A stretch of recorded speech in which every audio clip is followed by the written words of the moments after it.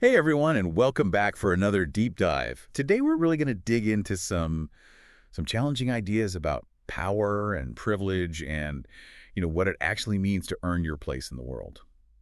We're looking at an excerpt today called Privilege and Meritocracy. Okay. And this author, I have to say, is not afraid of a little controversy. Yeah. They're really taking aim at, well, at everything, really.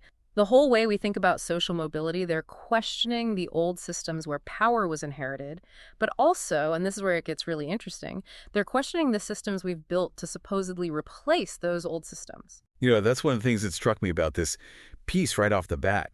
It really flips the script on how we usually talk about these things. I mean, we're so used to thinking about this clash between like the old money aristocracy and the up-and-comers, the meritocrats, right? Right. But this author, they're saying that the rise of the capitalist class, the idea that we've moved to a system where people can rise to the top based on their merits, they're saying that might actually be a step backward. Wow. I mean, I've got to be honest, that's not a perspective you hear every day. Yeah. It's like they're saying all this progress we thought we'd made, this whole idea of, if you work hard, you can achieve anything. It's almost like they're saying that was a mistake. Well, it's not that they're saying it's a mistake necessarily, but they are challenging the idea that it's necessarily an improvement.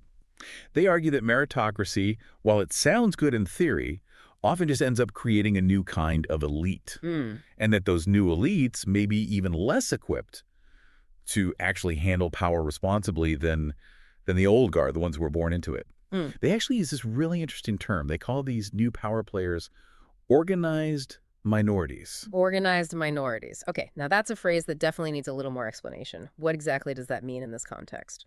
Yeah, it's an interesting idea. What the author is getting at is that in a meritocratic system, it's not just about, individual talent or how hard you work.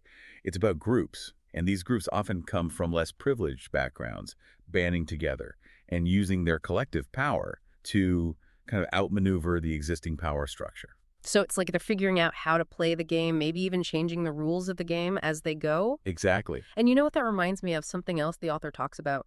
These political dynasties, these families that seem to hold on to power for generations, even in systems that are supposed to be all about, individual merit. Right. I mean, how many companies are still being run by, like, the great-grandson of the founder, even if that great-grandson wouldn't have gotten the job on their own without that family connection? It makes you wonder about the whole idea of meritocracy, doesn't it? It does. And that's exactly the contradiction the author's trying to highlight. They're saying that often the ideal of meritocracy kind of falls apart Yeah. when it comes up against these deeply entrenched power structures.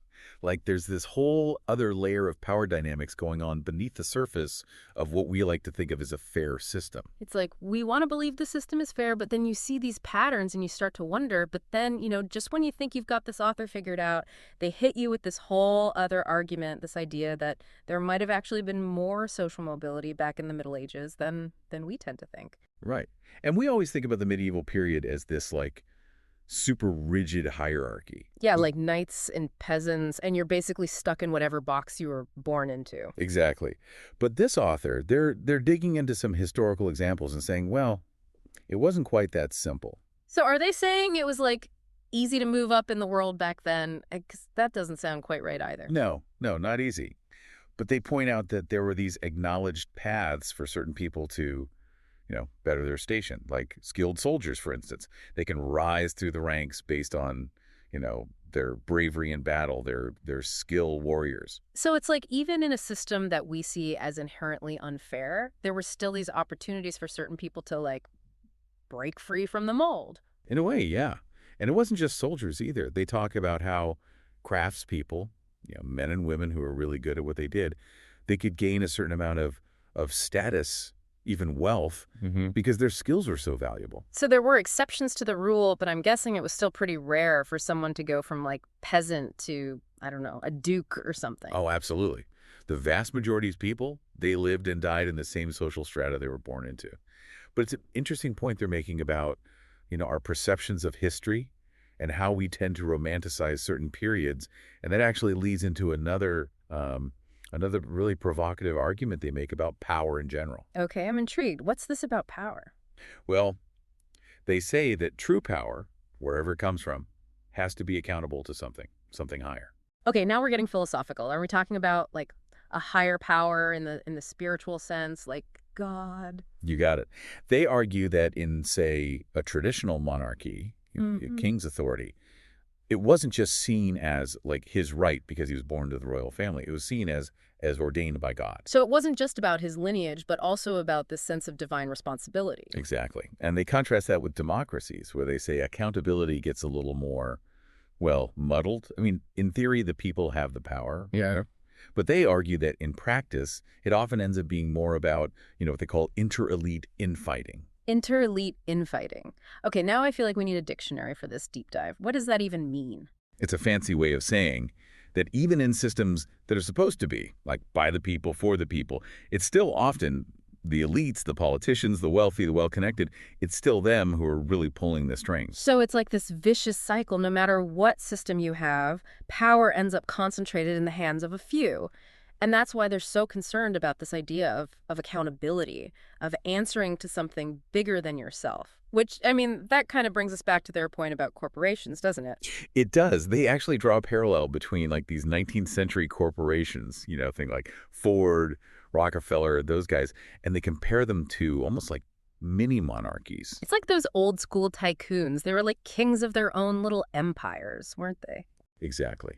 And that's where, that's where the author really lays down a pretty harsh critique.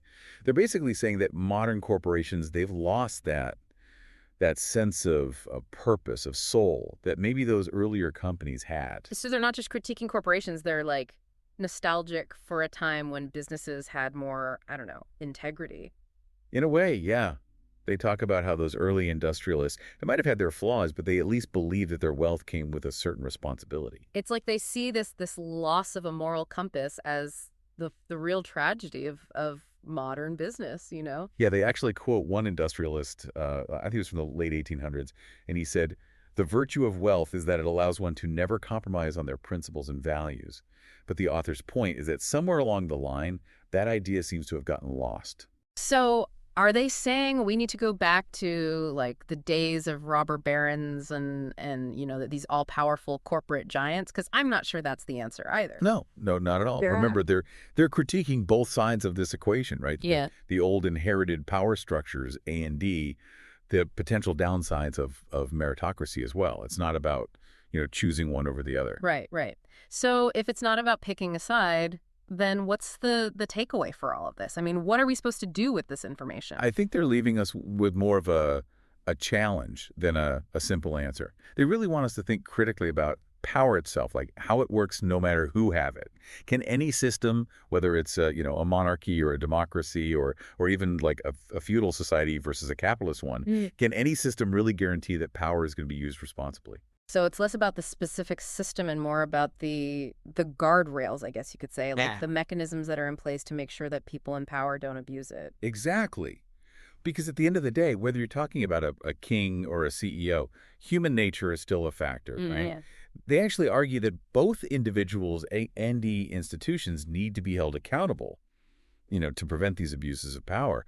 And they even suggest that maybe, just maybe, real accountability, like the kind that really makes a difference, maybe that's only possible when there's this sense of answering to something bigger, something beyond just our own desires and ambitions. So it's like that saying, absolute power corrupts absolutely. Exactly. Without some kind of checks, some sense of, I don't know, higher purpose or accountability to something beyond ourselves, it's easy for power to become, well, corrupted, no matter who has it. It's a lot to think about, but I do think it's an important conversation to have. It really is, because how we structure our societies, how we decide to distribute power and hold those in power accountable, it's not just some abstract idea. It affects all of us, right? And maybe, just maybe, if we can wrap our heads around these big, complex ideas, even the uncomfortable ones, maybe we can start to imagine and create a world where power isn't about oppression or control, but about, uplifting and empowering everyone. Well, that's a deep dive I can get behind. Thanks for joining me for this one, everyone. And until next time, keep asking those tough questions.